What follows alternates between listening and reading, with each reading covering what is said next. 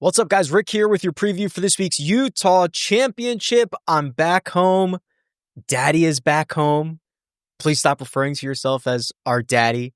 Big Daddy's going to take care of you and show you everything you need to know for this week's golf course, this week's field, and anything else that we can find as we try to uncover the little secrets and tips and tricks for this week on the PGA Tour. Before I forget, thanks for bearing with me over the course of the last couple of weeks. I was on the road. Happy to be back now. It was, planned so that there was the bye week in there as well. So, very happy with the way that everything worked out. Before I forget, there is a listener league that's back for this week. $5,000 guaranteed, $25 an entry. It's on Splash. This is where we host all of our listener leagues. Fully guaranteed. Doesn't matter how many people get in this thing.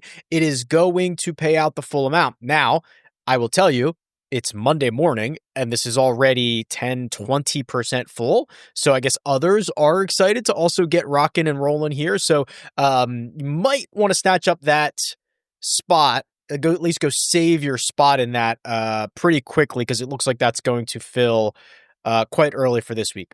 This is just the second year of this event. This Black Desert Resort in Utah has really put on a blitz of trying to get professional golf tournaments.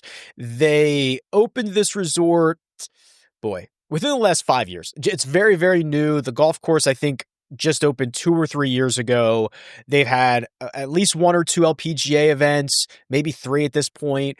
I think they've had a senior tour event. They are really working hard to get professional golf at this resort. From what I understand, it's beautiful. I've not been there. I've been to Southern Utah a bit, but have not been to this resort. Would love to check it out at some point. So we're starting to see it more and more, but this is still only the second edition of the PGA Tour coming here for that kind of useful information. So we're not going to be able to run a regression model because it would just basically show you the exact results from last year. Wouldn't be all that interesting.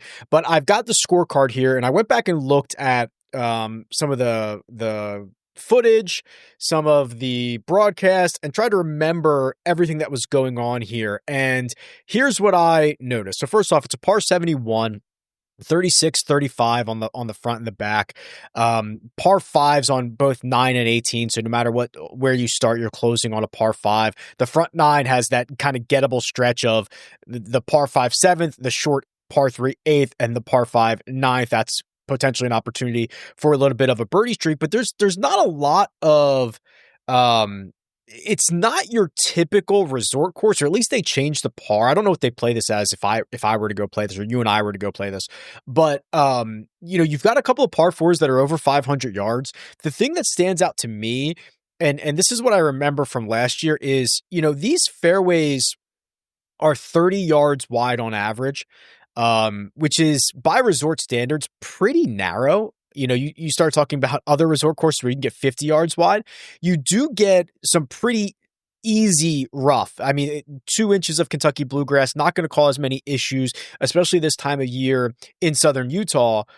So you get a little bit of a buffer there, but then there's this moment where it flips from rough to lava rock, basically, right? I mean, if you've ever been to Southern Utah, it's basically being on Mars. I mean, it's just some unbelievable landscape they have out there. This is the Black Desert, right? This is what they're referring to, all these lava rock around this golf course. So you can be effectively wild. You just can't spray it. You know what I mean? You're going to get some decent landing zones. It's not your classic resort golf course. You have to be a little bit accurate, which is what Matt McCarty did en route to his victory last year. Matt McCarty, at the time was a Korn Ferry Tour player. We didn't know a ton about him. He was known for hitting fairways, hitting greens, not being very long off the tee, and then making enough putts. That's exactly what he did at Black Desert. So you've got to be a little bit careful off the tee here. Just because you see this might be a resort course in the fall of the PGA Tour schedule, I don't think it is necessarily bomb and gouge. There's going to be a point where being very inaccurate is going to be costly here off the tee. So we'll keep that in mind as we go through this field, as we look at the salaries, as we look at the pricing and all that fun stuff. But that is what I remember from last year. They're pretty big greens, 7,000 square feet on average. Not too worried about that. They've added a couple of fairway bunkers. It is playing 50 yards longer, so a couple new tees that have been added since last year. So it is playing a little bit longer than it was last year. I think the winning score last year was 22, 23 under par. Yeah, feels about right. Something like that, right? Probably 20, 21 gives you a really good chance of winning this golf tournament. The top of this board, in terms of DraftKings pricing, is three guys in the 10K range: Maverick McNeely, Alex Noren, Michael Thorbjornsen. I'm just going to go straight to the power rankings here, okay? And I'm going to actually adjust this a little bit because I just loaded all this data in. Let's get these salaries updated here real quick. But what you're going to see, and I'm sure we talked about this last week or 2 weeks ago for the Bay Current, is that Alex Noren is just quietly playing some of the best golf in the world. You know, of the 10K guys, and all three of them over the last 36 rounds are in the top four. We'll get to that fourth guy a little bit later. All three of them are in the top four of strokes gained per round over the last 36, but Noren is the best, and it's nearly a quarter of a stroke better than Michael Thorbjornsen, and basically a third of a stroke better per round than Maverick McNeely. Now, I will note this. We did get a note from the PGA Tour that said we should discard the Bay Current Classic strokes gained numbers. So I was calculating this myself based on if you guys missed it, there was a ton of wonky data that came out from the Bay Current last week. I was doing my best to patch it together, calculating it all myself. I was okay with the results, knowing that there were some issues. I'm probably just going to wipe that. You know, at their suggestion, I think it's probably fair. So you might hear me reference things that happened at the Bay Current. I'm going to try to avoid referencing the strokes gained breakdown and just kind of talk about total strokes gained or the finishing position or something like that. So by the time you get on RickRunGood.com, I will have probably wiped those off the tee approach around the green and putting numbers. So just kind of stinks that I guess the shot link didn't work as they intended it to. Anyway, long story short, Alex Noren has still won twice in his last four starts: the British Masters, the BMW PGA Championship. In his last three PGA Tour starts, they're a T7 at the 3M Open, a T3 at the Wyndham, and a T27 at the Bay Current, okay? Playing some phenomenal golf. Did not play this event last year. He is such a strong putter that I think when you get on these really pure greens and give himself a lot of opportunities, like those are starting to drop. And even if you throw out the Bay Current data, look at the way he's been hitting it from tee to green. That's the stuff that we have not seen from Alex Noren on a consistent basis enough over the last year or so where we're getting it. Since the Wyndham Championship, he's just been absolutely phenomenal from tee to green, and he's always been one of the really strong putters in the world. So he is certainly garnering a lot of my attention at the top of this board, but I think you are admittedly splitting hairs a little bit. Pedigree-wise, Maverick McNeely is probably the best player in this field. You know, this is the kind of time of year where he kind of goes out and gets his victories. He's longer than a lot of his peers. He's accurate. He drives it well. He just does a lot of things well. He's a great putter like Alex Noren is as well. So I think pedigree-wise, he's probably the best player in this field, and he's priced as such. I'm not too worried about that. The X factor here is Michael Thorbjornsen. So we've got, you know, kind of like young, old, and middle, right? In terms of these guys. Noren's over 40, Thorbjornsen's a baby on tour, and McNeely's kind of that savvy, right in the prime of his career. And what we're seeing from Thorbjornsen, and again, I won't even mention the 11 strokes he gained on approach at the Bay Current, because that's not entirely correct. It's probably close, but not entirely correct.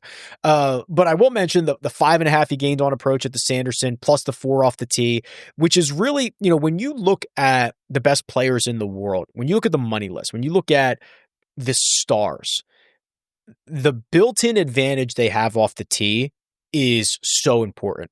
Rory McIlroy, Bryson DeChambeau, John Rahm, you know, these guys that Scotty Scheffler, I mean, Scotty does it everywhere, but like, when you start in the same position as everybody else and you are gaining on them off the tee, you're never worried about a bad lie. You're never worried about, it's just that built-in advantage of picking up basically a stroke per round is incredibly valuable. And then he's starting to put together the rest of his game. So we've seen real growth from Michael Thorbjornsen over the last 6 or 8 starts, maybe more than that, maybe 10 starts. And you look at the way he's playing, it's showing up in the trends tool as well. He's gaining a 3/4 of a stroke to himself in the last 36 rounds, and to himself is his 100-round baseline. And the way he's doing it is the absolute perfect way to do it, from tee to green. He's putting exactly the way he was as the 100-round version of himself, while Alex Noren is picking up a half a stroke putting to himself, while Maverick McNeely is picking up a third of a stroke putting to himself. There is this brewing stat profile for Michael Thorbjornsen that's starting to look really good if he can continue to make this significant progress and to continue to hold on to this really great floor off the tee. So that is very, very exciting. We're still finding out what the volatility level is for this kid. He's playing a lot of golf. He's played already 3 times here in the fall, hasn't finished outside the top 30. The 3rd place finish at the Bay Current Classic is his best result in that stretch, obviously. So there's a lot to like here. I'll be interested to see what ownership looks like when we get to the live chat on Wednesday, which, oh yeah, we are doing the live chat on Wednesday. We're going to do that 3 p.m. Eastern time. I'll see you at the Rick Run Good YouTube channel. So just to recap, McNeely's solid. I think his range of outcomes is pretty narrow, but he should have a pretty good week. Thorbjornsen seems to be a lot wider range of outcome. You save a couple $100. Really excited about what he possesses. And then Noren, as much as you can get. I love the way Noren is playing right now. Here's the 9K range, and there's a lot of really good drivers in this range. You can see it here, just looking at the driving accuracy numbers over the last 36 rounds. You've got most of the guys in this range hitting at least 62-63% of their fairways, which is pretty high in terms of tour standards, or at least in terms of this field. So really, really cool stuff there. I'll start with Matt McCarty. He deserves it. He's the defending champion. After the win last year, I was expecting a lot of really big results for McCarty. Remember, he won 3 times late on the Korn Ferry Tour. He snaps off a victory in his second PGA Tour start, and I'm now expecting this massive leap to be made. And he did the thing that a lot of guys do, which is get their first PGA Tour win and sigh of relief. And the game fell apart. To his credit, he started to patch some things together in this, early part of the spring. Wasn't super consistent. We got a couple of decent results, but then towards the end of the year, he started to put together a pretty decent stretch. After the Open Championship, he made all 4 of his cuts, 2 top 15 finishes, including 2 weeks ago at the Bay Current. If you look at the stat profile, he's not the type of player that is going to, he's not going to pop on a bunch of models. He's not long enough. He's decently accurate. He's a okay second shot player. He's just better than tour average across the board. So I think that there's a really good opportunity where he has a good week this week. Do I think he's going to defend his crown? No, I don't. I think he's going to get back on putting surfaces that he obviously feels very great about. He's picked up basically 8 strokes putting in his last 12 rounds, give or take a little bit there with the Bay Current numbers. But I think there's a lot of paths for Matt McCarty that end up with him finishing inside the top 10. The rest of this range, I mean, this should be a very good spot for Davis Thompson. Long and accurate off the tee, has started to find those tee to green numbers that we saw lead to his PGA Tour victory. Was that a year ago? No, it couldn't have been a year ago. Over a year ago. My goodness.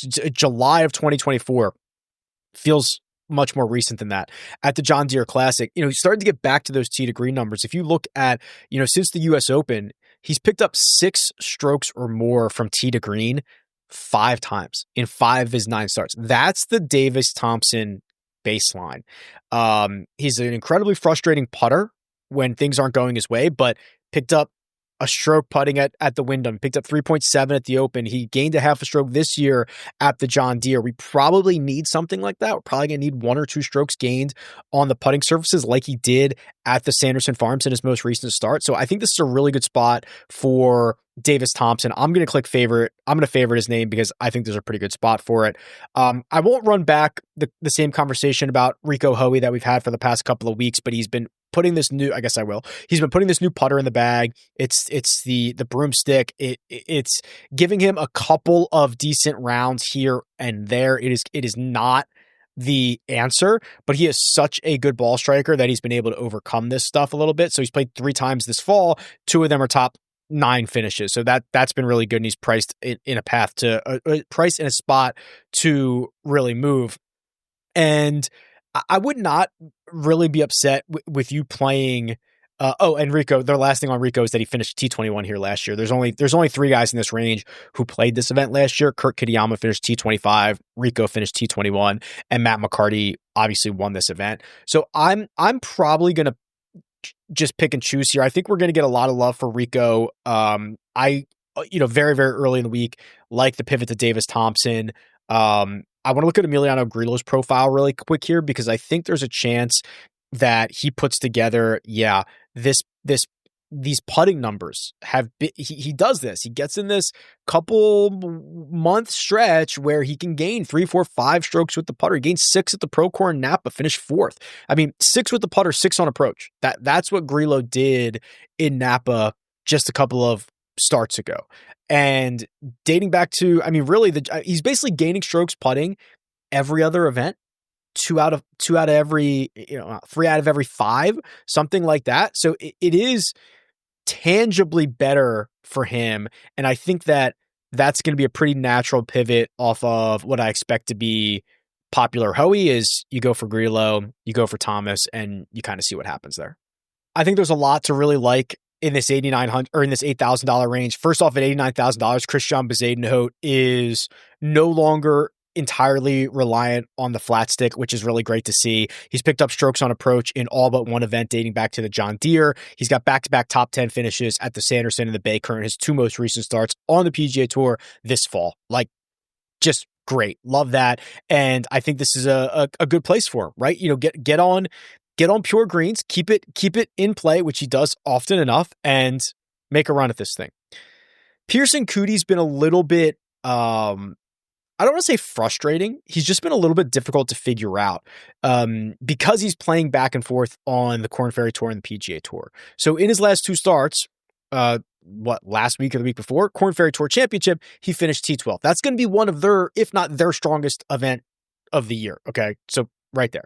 Well, it was T14 at the Sanderson Farms in his start prior to that with a really good stat profile. He lost 3 strokes with the putter. That's kind of the problem with Pearson is he's capable of losing you a stroke per round on the putting surfaces. So this is approaching with caution on Pearson Cootie. He is clearly one of, I don't want to say one of the young stars of but he's got a great pedigree, a ton of great experience. He's showing enough.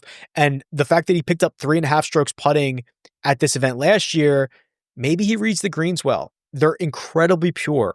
Maybe there's something. I'm just trying to latch onto a couple of things here because there are enough good signs to have me excited about Pearson Cootie. Enough good signs. Are we getting enough good signs from Max Homa?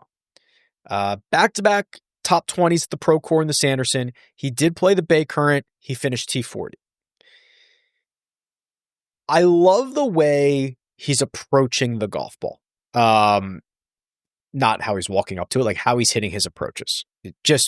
That part is fixed. The big issue I have with Max here is that if he gets loose off the tee, which he is absolutely capable of doing, like a big miss, it's not going to be fun for him. Okay, that's the only thing. I'm fine with the way he's been putting it. I look at the way he drove it at Procore, it was slightly better than average. I look at the way he drove it at Sanderson Farms, it was bad. I look at the way that, the way that I calculated it at the Bay Current, he drove it pretty poorly. And I'm worried about that big miss is what I'm worried about. the Lava Rock. It's going to feel like home for him in Scottsdale, playing out of the desert, playing out of the Lava Rock. But that's a lot of issues. So that is, I like the path that we're on for Max. One is, I don't know how many more times he's going to play in the fall. I think I'm going to have a lot of exposure to Max probably in 2026, and we'll see what happens in the fall here. But this feels like a spot that could get away from him if he can keep it in play. I think he'll play well.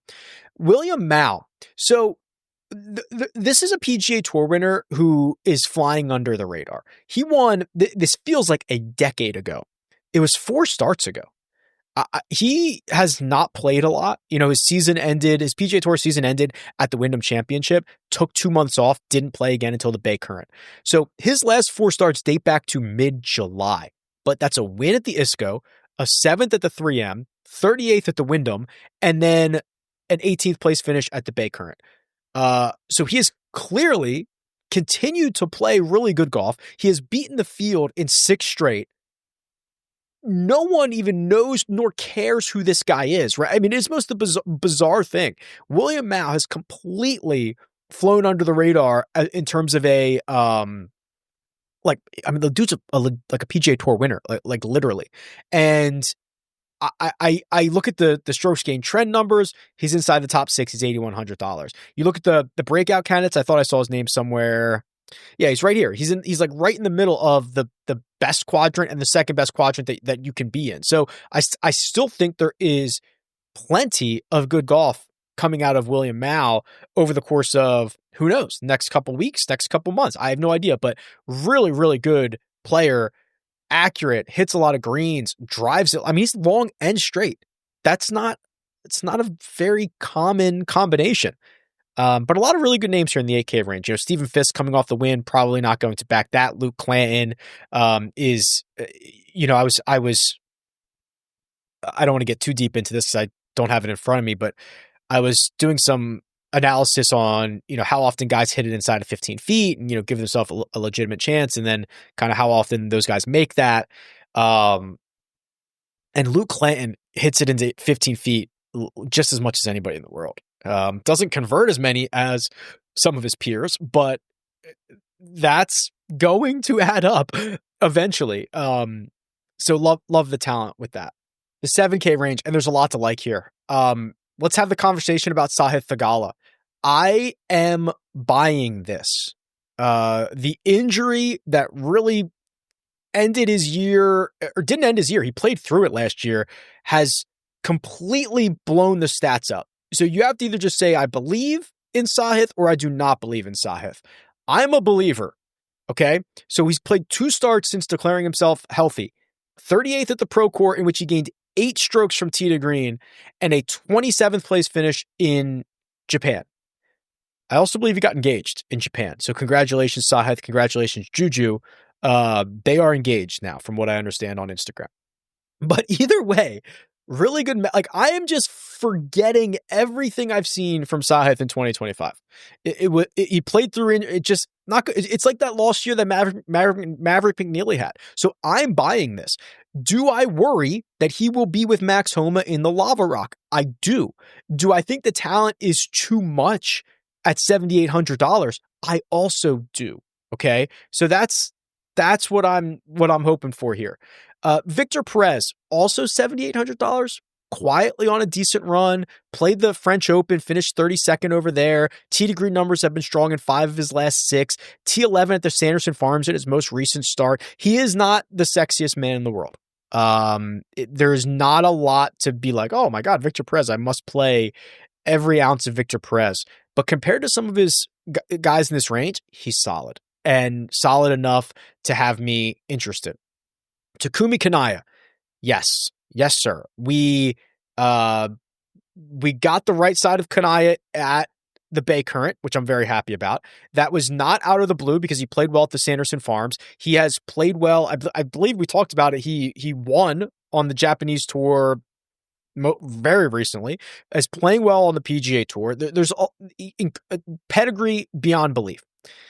This is it's kind of a Kevin Royce spot, at least with the driver. You look at what he does with the driver, and it's incredible. He is long and accurate. He is also a little weak on the second shot, but these are big greens. Maybe hits a couple more than usual. The putter can heat up. This is a Kevin Roy spot. He's played 3 times this fall. He missed the cut in Napa, finished 18th at the Sanderson, finished 40th at the Bay Current. Do you remember when everyone last year was like, Patrick Fishburne is the guy? He's like the only guy from Utah in this field. He's the guy, blah, blah, blah. He missed the cut last year. Outside of the Bay Current, which he finished 62nd out of a field of 72, 78. And I will throw out the metrics, but he lost 6.5 strokes to the field. Outside of that event, he's been awesome. Dating back to the John Deere, that's 7 straight events in which he's gained strokes to the field. Many of them a lot. Picked up 7 in the field at the John Deere, 9 at the ISCO, 10 at the Wyndham. 2 of those were top 8 finishes. One was a T18. A lot of really strong finishes, and I think now everyone's like doesn't care about the fact that he is from Utah anymore. Taylor Montgomery. Finally we get to finally we get to the man who is number 1 in strokes gained per round over the last 36 rounds. Finally we get to the man who is number 2 in the strokes gained trend number over the last 36 rounds. Finally, we get to the man who finished 6th in his most recent start at the Sanderson Farms. This is back and forth on the Korn Ferry Tour as well, but better results than Pearson Coody in that sense. He did not go to Japan. He played the Sanderson Farms in his most recent start, and he finished T6. This is a little terrifying, because he could do this, okay? Which, if you're not watching on YouTube, which, by the way, I always forget to mention this, all of this is available in podcast form, wherever you get your podcast. There's links in the description. I should probably mention that like more than once a year, but a lot of people do just listen to this. I understand there's a visual component to it, but a lot of people just listen to this. So you can do that as well. Do both. That'd be great. He lost 8 strokes off the tee here last year, and that is a lot of lava rock. Lost 4 strokes off the tee at the Sanderson, lost 4 strokes off the tee at the Pro Corps, his 2 most recent starts. If this man can keep it in play, he's going to be in the mix. You'll have to decide for yourself if he can keep it in play. Kind of evidence kind of shows no, he's not going to be able to keep it in play, but God, it's bad. It's really bad off the tee, and the big miss too. Oh, I want to be in on Taylor Montgomery so bad. He's got one of the biggest misses, distance from edge of fairway, 37 feet, 7 inches, 168th on tour. It's so bad. He is short and inaccurate. And he sprays it both ways too. Left and right rough tennis. He doesn't even have a one-way miss. I'm going to talk myself out of this, right? I mean, I'm not actually going to play Taylor Montgomery as badly as I want to, because I want to so badly. But that's unfortunately going to be tough. That was in real time, me talking myself out of that. The current leader of Team No Putt is Thomas Rosenmuller, who picked up 7.5 strokes on approach at the Sanderson, 5 at the Pro Corps, 4 at the 3M Open, 3.8, 1.7, 1.2, and has just hemorrhage strokes on the putting surfaces, which is obviously not a good sign. But despite that, he's got a couple of top 25 finishes. If you need somebody at the bottom of the $7,000 range, I think you could do a lot worse. But we are going to need him to gain strokes to the field, or at least not lose 3 strokes putting if we're going to get him inside the top 15.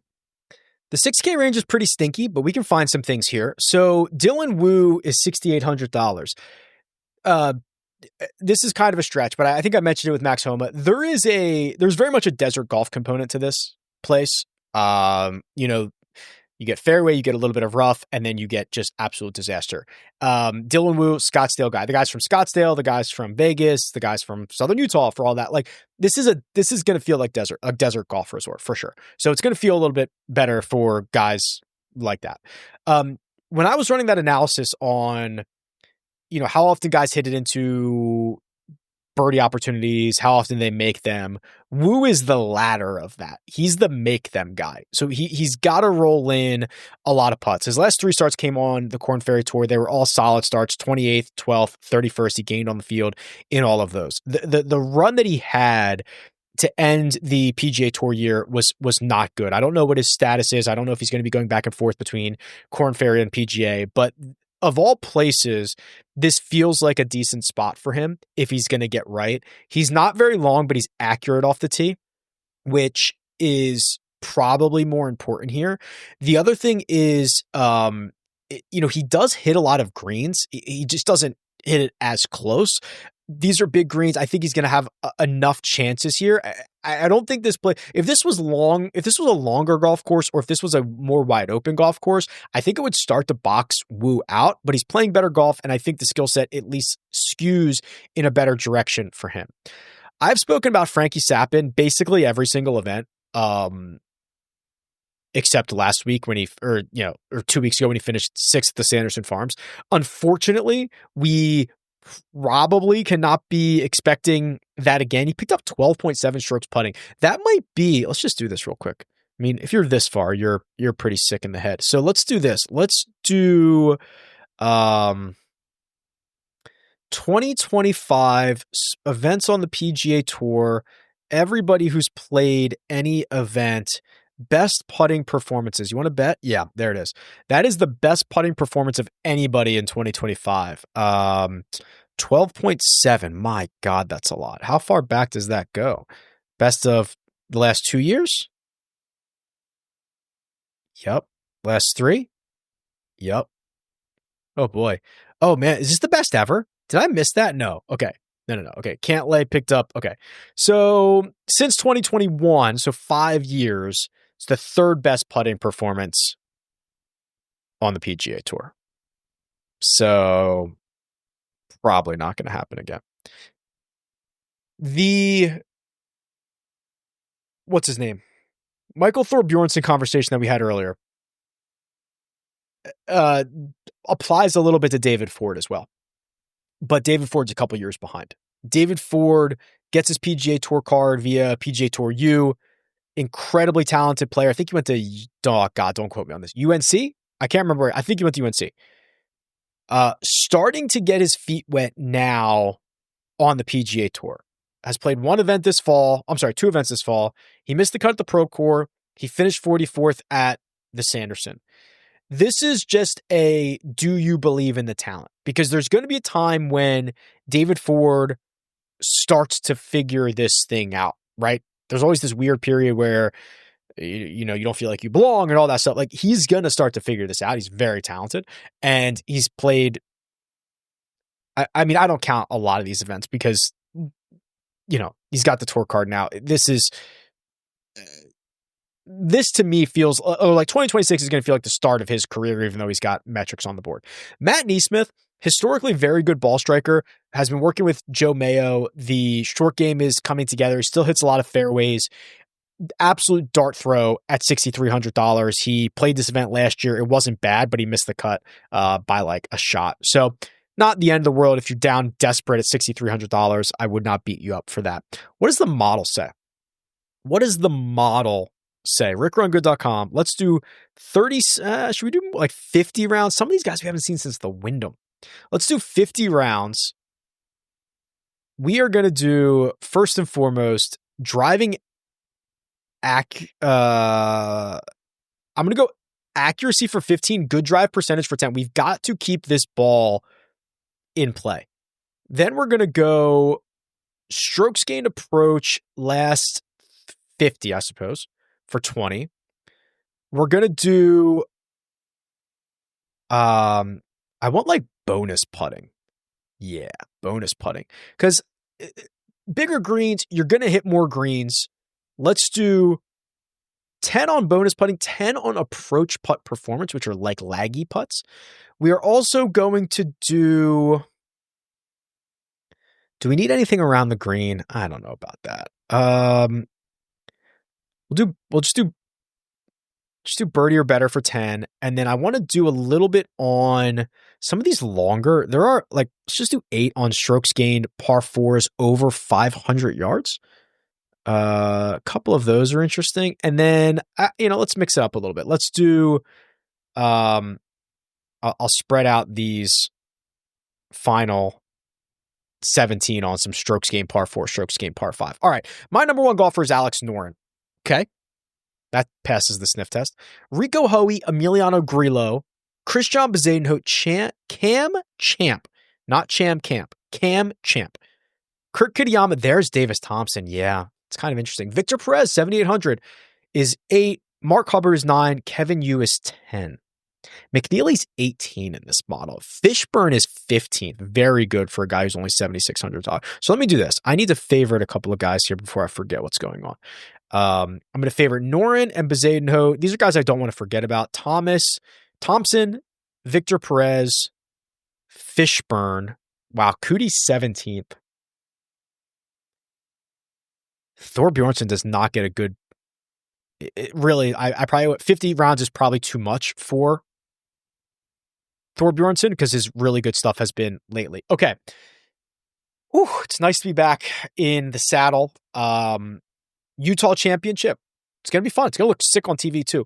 I will see you guys Wednesday at 3 p.m. Let's fill the listener league. Go sign up for RickRunGood.com. Do all the stuff I should probably ask you for more frequently. But appreciate y'all. Catch you soon. Later.